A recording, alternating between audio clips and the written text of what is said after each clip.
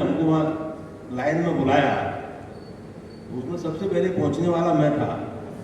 मेरे बाद में जब नीटू सिकरवार पहुंचा तो उसने मेरे पैर छीए। ये आप लोगों ने चाहे फोटो वोटो वगैरह डाले, वायरल किए, अखबारों में भी छपे।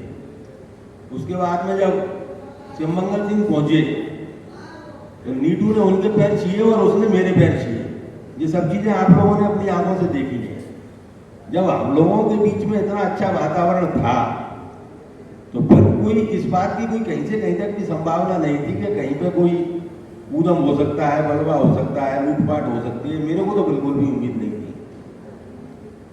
पर चूंकि ऐसा पुलिस प्रशासन का कहना था कि पिछले 3-4 चुनाव से ये प्रक्रिया चली आ रही है, इसलिए आप लोगों को यहां बुला के बैठाला है। अब मेरे साथ में बहुत बड़ी मजबूरी थी। मेरा चुनाव पूरा और पूरा वन मैन शो था। बाकी के जो 2 कैंडिडेट लड़ रहे थे, नीटू सिकरवार, उनका पूरा का पूरा परिवार राजनीतिक परिवार है। मैं तो दादा गजराज सिंह जी की से शुरुआत करता हूं। गजराज सिंह जी से लेकर के बिंदा सिंह सिकरवार, जो कि इनके चाचा हैं, आपके जो है सतपाल नीटू सिकरवार, फिर अपने सतीश सिकरवार और इनकी भाभी जी, सबकी सब यहाँ से जो है, बल्कि मैं उनका वृंदावन सिंह सिकरवार का बेटा भी जो है, गांधी भी, जिला पंचायत का चुनाव यहाँ से लड़ चुका है। विधानसभा में भी शायद एक चुनाव यहाँ से लड़ चुका है। तो इन लोगों को 25-30 साल का तजुर्बा था।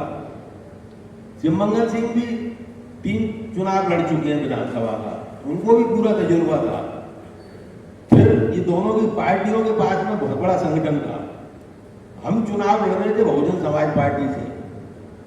हालांकि बहुजन समाज पार्टी के पास भी अपना एक कैडर है, अपना एक संगठन है, पर इन दोनों पार्टियों के सामने उतना मजबूत नहीं था। मेरे साथ में हमारे व्यापारी बनिया समाज के बंधुओं की कोई कमी नहीं थी, भीड़ बहुत थी, पर अनुभवी कोई नहीं था।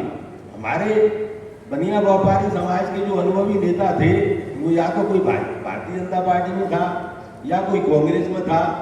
चूंकि मेरा टिकट, मेरे साथ जो भी टीम थी, एक तो मेरे को समय बहुत कम मिला। पूरे चुनाव में मात्र मेरे को 20 दिन का समय मिला। पूर्सा से लेके श्योपुर बड़ौदा तक 300 किलोमीटर का क्षेत्र, 8 विधानसभाएं, इतना बड़ा क्षेत्र कवर करना, गर्मी का टाइम, 40 डिग्री का टेम्परेचर। अब ये सारी बातें होने के बाद में बस मेरे को थोड़ा सा तकलीफ ये हुई कि यदि इसमें चाहते पुलिस प्रशासन के लोग तो वो ये भी कर सकते थे कि एक दिन पहले हम तीनों को बिठाते। और मेरे ख्याल से तीनों को बिठाने के बाद उनकी 75% समस्या अपने आप हल हो जाती।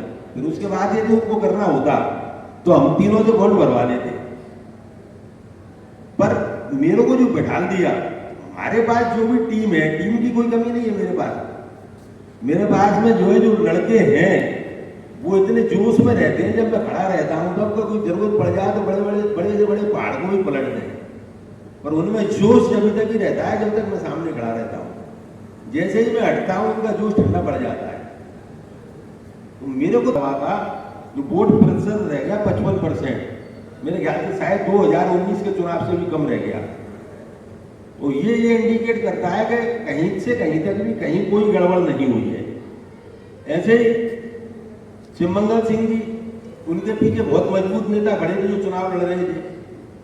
पर मैं आप लोगों को बताना चाहता हूं, गजराज सिंह दादा का मैं पूरा सम्मान करता हूं। भाई उम्र में मेरे से 2 साल बड़े ही हैं, मैं उनको पूरा आदर करता हूं, वो मेरे को सम्मान देते हैं। शिवमंगल सिंह मेरा छोटा भाई है, बाजार में भी कहीं मिल जाएगा तो 100 आदमी के बीच में मेरे पैर छीटा है।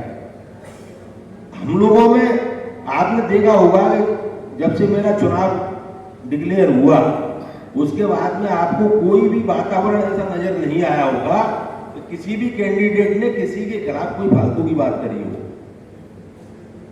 चुनाव बहुत सौहार्दपूर्ण वातावरण में हुआ। प्रशासन ने बहुत अच्छी व्यवस्था मैनेज की। इसके लिए मैं प्रशासन को भी, पुलिस प्रशासन को भी अपनी तरफ से धन्यवाद देता हूं। और इसी के साथ में मैं अब आप लोगों से ये भी भविष्य के बारे में, जो भी लोग मेरे को जानते हैं मुरैना के अंदर, वो इस बात को अच्छे से जानते हैं कि मैं सिद्धांत की बात करता हूँ, सिद्धांत की ही राजनीति करूंगा। मैंने यदि बहुजन समाज पार्टी से चुनाव लड़ा है, मैं चुनाव जीतूं या हारूं, मैं यहां से आगे भविष्य की राजनीति करूंगा बहुजन समाज पार्टी की। और उसके पीछे एक कारण बहुत बड़ा ये भी है, पिछले 15 साल के अंदर 2009 से लेकर के 2023 तक हम लोगों ने बहुत, पर 15 साल के हमारे अथक प्रयासों के बाद भी ना तो हमारे बनिया व्यापारी समाज को दोनों में से किसी भी पार्टी ने विधानसभा का टिकट दिया। हालत हम लोगों की ये हो गई है कि अब की बार जब नगर निगम का चुनाव हुआ, केवल और केवल 47 में से 2 वार्ड में जो है बनिया समाज के प्रत्याशी उतरे। 45 वार्डों में बनिया समाज को किसी भी पार्टी ने टिकट नहीं दिया। आप यदि आपने हमको एक टिकट भी नहीं दिया तो हम अब की बार आपका जो सड़क पे आकर के विरोध करेंगे। और जब टिकट नहीं मिला, हालांकि उसी बीच में सिंधिया जी मेरे पास चल के आए, सिंधिया जी ने भी मेरे से रिक्वेस्ट करी कि अब की बार कल साहब हमको आप विधानसभा चुनाव में मदद करो। हमने सड़क पे आकर के जो कांग्रेस की मदद करी, कारण कुछ भी बने, पर भगवान की कृपा से 6 की 6 सीटें कांग्रेस ने जीती। और मुरैना के इतिहास में ये पहली बार हुआ कि 6 की 6 सीटें कांग्रेस ने जीती। 1952 से लेके 2018 तक कभी भी कांग्रेस ने नहीं करता है, तो चयन करके रह जाता है।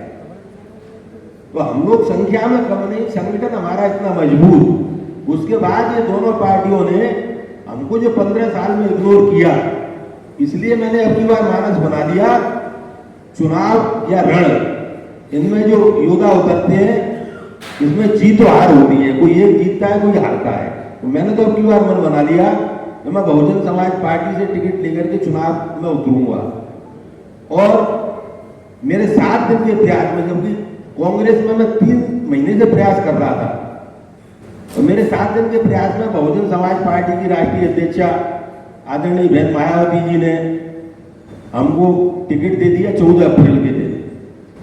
14 अप्रैल को मेरे को टिकट मिला, मात्र 20-22 दिन का मेरे को समय मिला, और उसमें हमने बहुजन समाज पार्टी के सभी संगठन के कार्यकर्ता बंधु और हमारे बनिया व्यापारी समाज के सभी कार्यकर्ता बंधुओं को लेकर के चुनाव लड़ा।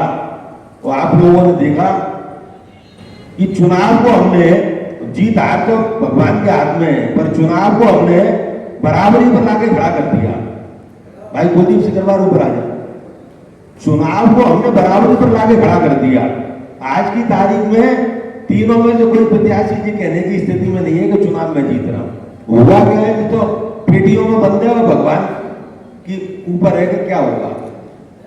तो जो लोग जो है, अभी भी मैं जब टिकट मांग रहा था तो कांग्रेस के बड़े बड़े नेता एक ही बात मेरे से कहा करते थे कि तुम गांवों में नहीं घुस पाओगे, तुम फलाना नहीं कर पाओगे। तो मैंने ये तो लोगों को बता दिया कि भले ही हमको चुनाव का अनुभव नहीं है, पर चुनाव को इतनी मजबूती से लड़ा के एक बार तो मैंने जो है चुनाव को बराबरी पर लाके खड़ा कर दिया। इसी के साथ में ये बात भी मैंने आपको बता दी कि मैंने तक मैं चूंकि बाहर से जो है सहयोग करता था, तो कभी मैंने भाजपा को सहयोग कर दिया, कभी बसपा को सहयोग कर दिया, कभी कांग्रेस को सहयोग कर दिया। पर अब चूंकि मैं बहुजन समाज पार्टी से चुनाव लड़ चुका हूं, तो मैं अब जो भी राजनीति करूंगा वो मैं बहुजन समाज पार्टी की करूंगा। मैं किसी भी पार्टी को सहयोग नहीं करूंगा, चुनाव जीतूं या हारूं। क्योंकि अब मैं सक्रिय राजनीति में आ गया हूं, तो अब मैं इसके बाद में घर नहीं बैठूंगा। मैं यदि चुनाव जीता तो पूरे मुरैना और सोपुर क्षेत्र का विकास करूंगा, क्षेत्र के गरीब जनता का विकास करूंगा। और चुनाव नहीं भी जीता तो अभी मैं जो मुख्य समस्याएं उनमें मैं जो है कहीं से भी व्यवस्था करूं, कैसे भी व्यवस्था करूं, उसमें मैं काम करूंगा।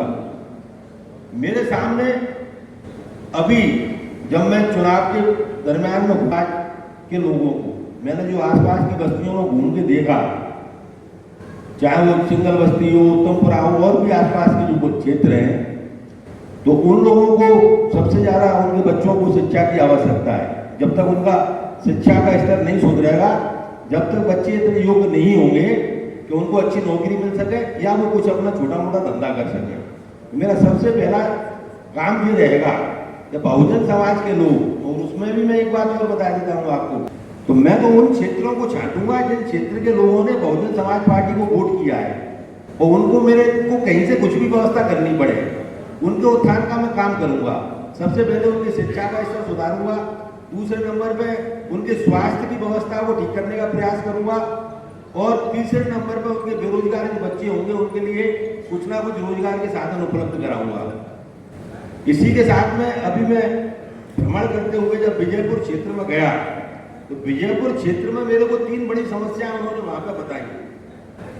सबसे पहली समस्या उन्होंने बताई कि विजयपुर क्षेत्र में जो सरकारी स्कूल हैं उनमें से बहुत सारे स्कूल तो बंद हो गए, जो स्कूल तो ये विजयपुर क्षेत्र की समस्या को मैं कैसे भी, चाहे भले मेरे को कहीं से भी कुछ मांग के लाना पड़े, हमारा समाज भगवान की कृपा से बहुत बड़ा समाज है और हमारे समाज के लोगों को की शुरू से दान प्रवृत्ति रही है। पुराने जमाने में जब हमारा देश आजाद नहीं था उस समय भी आप लोगों को ध्यान हो या आप लोगों ने सुन रखी हो ये बातें कि हमारे समाज के लोग उस समय भी धर्मशालाएं बनवाया करते थे, कुएं खुदवाया करते थे, प्याऊ लगवाया करते थे, मंदिर बनवाया करते थे, स्कूलों का निर्माण किया करते थे। तो हमारे समाज के लोगों की तो दान प्रवृत्ति हमेशा से रही है। तो मेरे को अपने समाज के लोगों से बाहर से भी जाकर के मांग के लाना पड़े, पर मैं इस व्यवस्था में उनको सहयोग करूंगा। इसी के साथ में दूसरी व्यवस्था विजयपुर के लोगों ने मेरे को जो बताई कि वहां पे अस्पताल को लेकर बहुत बड़ी समस्या है। जब गर्भवती महिलाओं को डिलीवरी का टाइम आता है तो वहां से उनको रेफर कर दिया जाता है या तो सबलगढ़ के लिए या ग्वालियर के लिए, और कई केस ऐसे होते हैं जो उनकी तबीयत खराब होकर रास्ते में उनकी मौत हो जाती है। तो ये काम भी मैं चाहे भले मेरे को समाज के स्तर पर करना पड़े, पर विजयपुर में एक अच्छी अस्पताल की व्यवस्था भी मैं करवाऊंगा। फिर उसके बाद में उनकी तीसरी जो समस्या थी वो पोषण की, पलायन की और पीने के पानी की। अब इसमें हम जितना सहयोग हमसे हो सकता होगा कुछ सरकार से कोशिश करेंगे मदद करवाने की, कुछ अपने व्यापारी भाइयों से, कुछ हम अपने बाहर के समाज बंधुओं से सहयोग करके इन तीनों क्षेत्र में भी हम वहाँ पर लोगों को सहयोग करने का प्रयास करेंगे।